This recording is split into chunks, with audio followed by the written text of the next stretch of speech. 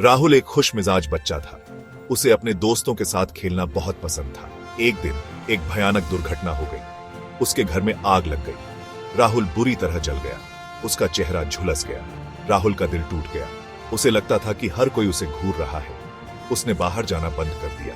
वह किसी से बात नहीं करना चाहता था। केवल उसकी माँ ही उसका दर्द समझती थी। वह उसे खुश करने की कोशिश करती थी।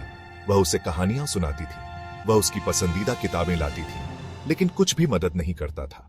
राहुल उदास और अकेला रहता था। महीने बीत गए। राहुल अपने कमरे में बंद रहा। वह लोगों से बचता था। वह उनकी निगाहें नहीं सहन कर पाता था। वह खुद को एक राक्षस जैसा महसूस करता था। उसकी मां उसकी चिंता करती थी। उसने उसकी मुस्कान वापस लाने के लिए सब कुछ किया।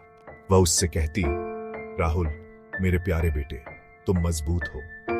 एक दिन वह उसे एक सुंदर बगीचे में ले गई। उसने सोचा कि ताजी हवा और फूल शायद उसका मनोबल बढ़ाए। राहुल एक बेंच पर बैठ गया। उसका सर नीचे था। वह वहां नहीं रहना चाहता था, लेकिन वह अपनी मां को परेशान नहीं करना चाहता था। अचानक व्हील चेयर पर एक आदमी उनके पास आया। उसके चेहरे पर एक प्यारी सी मुस्कान थी। उसने राहुल से बात करना शुरू कर दी। वाह, क्या खूबसूरत बगीचा है, उसने कहा। फूल कितने सुंदर हैं। राहुल हैरान था। वह आदमी विकलांग था, फिर भी इतना खुश था। उसने उस आदमी को देखा। यह समझ नहीं पा रहा था कि क्या जवाब दे। आदमी ने आगे कहा, जिंदगी खूबसूरत है नौजवान, किसी भी चीज को तुम्हें नीचे खींचने मत दो। राहुल को अपनी कानों पर यकीन नहीं हो रहा था। यह आदमी अपनी चुनौतियों के बावजूद इतना जिंदा था। उसने खुद को उस आदमी से बात करते हुए पाया। उसने उसे दुर्घटना के बारे में बताया। उसने अपना दिल खोलकर रख दिया। आदमी ने धैर्यपूर्वक सुना।